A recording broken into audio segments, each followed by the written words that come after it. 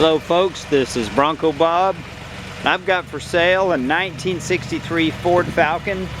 It's a Futura 4-door. It's got some weld racing wheels on it. The paint job is about 10 years old and it's a little faded out. But the tires are in real good shape. The chrome on the back bumper is not that good. And the car is pretty original. I think somebody did a little restoration on it a few years ago. The motor runs good.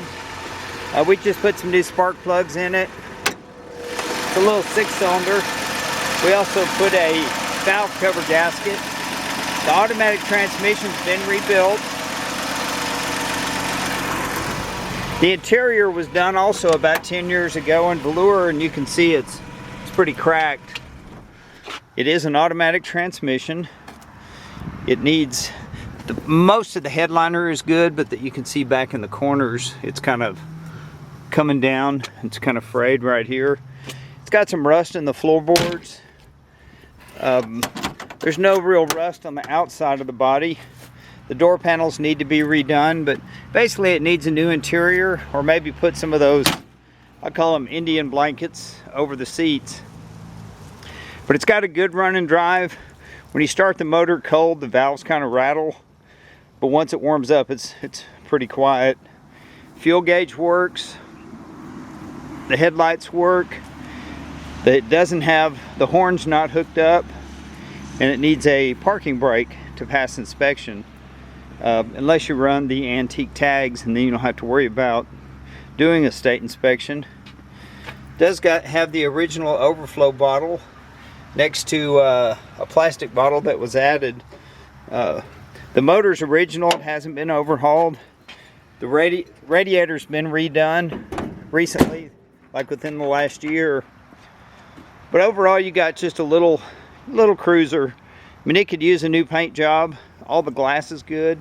The chrome is in decent shape.